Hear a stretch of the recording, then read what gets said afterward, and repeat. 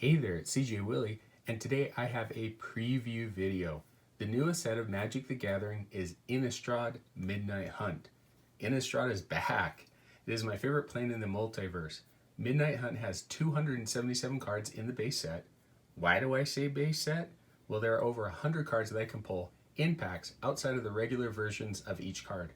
These cards, numbered from 278 to 391, include borderless planeswalkers and borderless dual lands, Equinox showcase cards, Endless Night showcase legendary cards, extended art cards, and other parallel promo cards. The base set has 100 commons, 83 uncommons, 64 rares, 20 mythic rares, and 10 basic lands.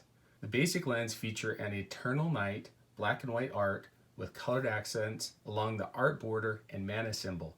The set focuses on 5 allied colored tribes: white-blue spirits, blue-black zombies, black-red vampires, red-green werewolves, and green-white humans.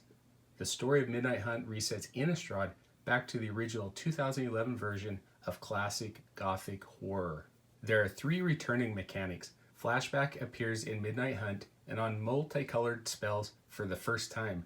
If Can't Stay Away is in my graveyard, I can pay its flashback cost of 3 generic and 1 white and 1 black and cast it from my graveyard. Investigate is another returning mechanic. For instance, when Briarbridge Tracker enters the battlefield, I can investigate by putting a colorless clue artifact token onto the battlefield. I can pay 2 generic mana and sacrifice the clue to draw a card. Transform returns, but functions a little bit different than found in the previous Innistrad iterations. The front side of Tovolar's Huntmaster has the static ability of Daybound, whereas the backside, Tovolar's Pack Leader, is Nightbound. If no spells have been cast by a player during their turn, at the beginning of the next turn, Daybound cards transform to their Nightbound side. If a player casts 2 or more spells during their turn, at the beginning of the next turn, Nightbound cards transform to their Daybound side. A nifty token was created to keep track during the game of when it's either day or night. Midnight Hunt features 3 new mechanics. Coven is an ability that triggers if I control 3 or more creatures with different powers. For example, if I have Coven and I control Augur of Autumn, I can cast creature spells from the top of my library. Disturb is a keyword ability similar to Flashback that allows me to cast a creature card from my graveyard transformed into a different creature. If Malevolent Hermit is in my graveyard, I can pay its Disturb cost of 2 generic and 1 blue and cast it from my graveyard transformed into Benevolent Geist. Finally, Decayed is a keyword ability that mainly appears on zombie tokens. If I create a 2/2 black zombie creature token with Jadar, Ghoulcaller of Nephalia's triggered ability, the zombie can't block, and when it attacks, I must sacrifice it at the end of combat. Midnight Hunt features 3 returning planeswalkers. Arlen, the Pax Hope, is a red-green planeswalker with a Daybound, Nightbound transform ability. As a Daybound planeswalker, Arlen helps me cast creatures with flash or creates creatures to protect herself. Her Nightbound side can mana ramp or turn Arlen into a hard-to-kill werewolf. Teferi, who slows the sunset, is a white-blue planeswalker that does the typical Teferi things.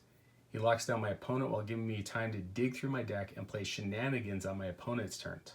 Renin 7 is a mono-green planeswalker with 4 abilities focused on getting my lands onto the battlefield to help fuel a giant treefolk creature token or maintain an unlimited hand size.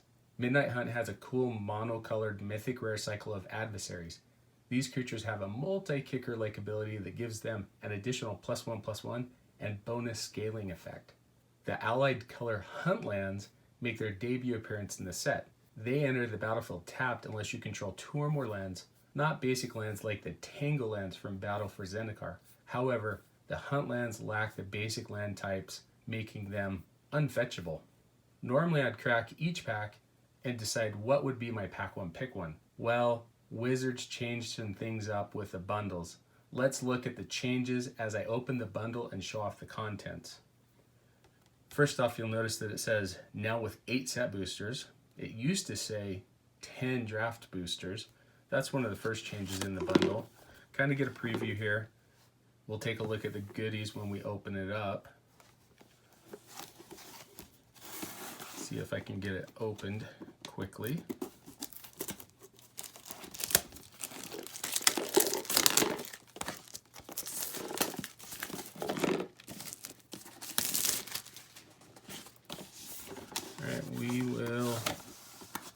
get rid of this thing first. Serves little to no purpose.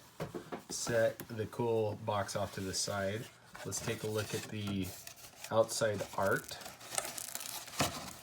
Since we've already kind of looked at the front half, let's look on the inside. Okay. We've got your first harvest tide may be your last. And then the Moon of Innistrad and a Traveler's Prayer to Sigarda. And inside, if you haven't seen it, it basically features a mask that you could cut out using the different examples. So I don't know, I prefer a cool inside art than some sort of make your own mask. Then looking at the contents of the bundle, this box is pretty cool. Very Halloween theme. Glow in the dark, looks like a pumpkin. And Triskaideka file is the bundle promo. Normal lands, foil lands are behind there. And let's see here, 8 set booster packs. Where were these printed? US. Okay, so we'll take a look at these. As usual, I'll get them numbered and ready for cracking the packs. And then the instruction cards. Okay. Well, stuff back in. Pop the lid back on. I'll crack the packs one at a time over the next 8 videos. Since I can't really do pack one, pick one, I've decided that I'm going to focus on something else. I will spotlight the financial value and rarity collation of each pack. Unlike draft boosters, set boosters have a different collation, and you can get higher rarities instead of the standard 10 commons, 3 uncommons, 1 rare, mythic rare, and a land.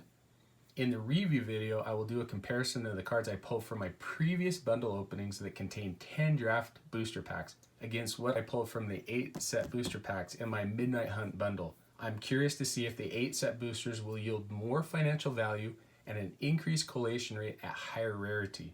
Will I get lucky and pull multiple mythic rares? Will I pull any of the mythic and commons like Faithful Mending or Infernal Grasp? I need a playset of that card. Did I get multiple copies of Consider? A common above $1.50? I certainly hope so, because this bundle cost me a little bit more than the $35 that I typically like to spend. Anyway, hope you enjoyed this preview video. If you did like it, please subscribe and share. Until next time, when I'm back to crack the first set booster pack from my Magic the Gathering Innistrad Midnight Hunt bundle.